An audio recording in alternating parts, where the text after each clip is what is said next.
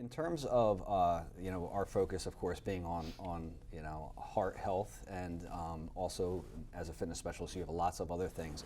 But what are the physical activity recommendations for heart health? So according to the ACSM guidelines, so basically American College of Sport Medicine, Okay. we basically say 150 minutes a week is pretty good for being physically active. So this could consist of swimming when it gets nicer out, gardening, working around the house, walking your dog, anything that's going to get you up, moving, getting the blood flow, heart rate going. Okay. All those fun things. All right. So in terms of recommendations, what recommendations do you have for someone to just starting, let's say for instance, they don't know exactly what exercises to do. You just mentioned some very basic things that people tend to do because they enjoy them.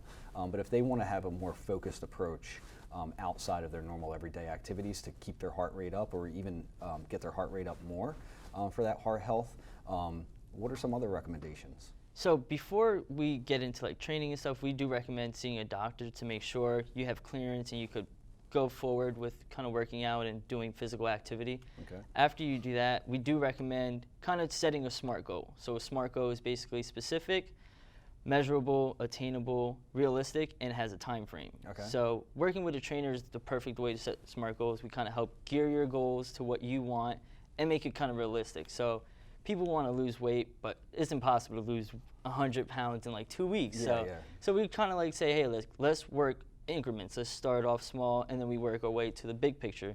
So that's kind of what a SMART goal is, kind of what we deal with. We kind of help gear the SMART goals. So working with a trainer is a great way to start off working, kind of building it up to what you want to become. Okay. And the biggest thing that I heard, which I think is of importance, is the fact that making sure that somebody gets medical clearance before they start this partnership, because some of the activities that a trainer may actually impart on someone, it's going to be physical activity, and it is going to get the heart rate up, but let's face it, you want to make sure that you have that clearance and that you're healthy first, so it's important. So a myth that I think a lot of women face is about the fact that if they continue to work out, they're going to start to bulk up, right? So can you share your experience with that, your knowledge in regards to being a fitness trainer? I think, of course, this is a myth, but why is it a myth? So it is a myth. It's a very common myth. Everybody talks about it a lot. So basically, the women don't have kind of the testosterone that men have, so they're not going to be able to build up. They will be able to gain more lean muscle, but they're not going to be able to bulk up and get bigger or whatever they say. Okay. So basically, it is a complete myth. We actually recommend that women, everybody actually does kind of some sort of resistance training. It's going to help them improve their blood pressure, lower their diabetes, lower cholesterol. It has a lot of actual healthy things to them if they participate in some resistance training. So you mentioned resistance training. For people that might be viewing, they may be thinking about a gym and thinking about, okay, you go in and you lift weight, right? And a lot of times that's where that myth, I think, comes from, that when you are going to lift heavy weight, you're going to gain muscle mass and then you're going to become bigger. Yeah.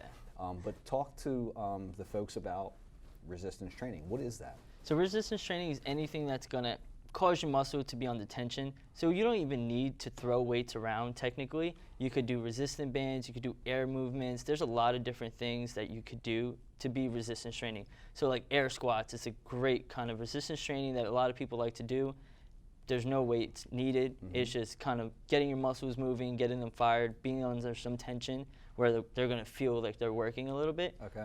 But And what about also, I think a conversation too, besides the resistance training, what about reps? Reps. Low reps versus high reps. Is that also part of resistance training, or is that a different type of physical activity? So that is part of resistance training. So we usually recommend exercising 2 to 3 sets and 10 to 12 reps, sometimes even more, or a little less, depending on what your goals are. So basically, if you're trying to do weight loss, you want more repetitions. So you could do 2 sets of 12 to 15 reps to kind of get the blood flowing, get everything moving a lot more. But if you're trying to go for like heavy weights, you would do less reps and less sets. So you could do maybe like 2 to 3 for like a max, and you're going to do that for like 1 set because your muscles aren't going to be able to do under that tension for so long.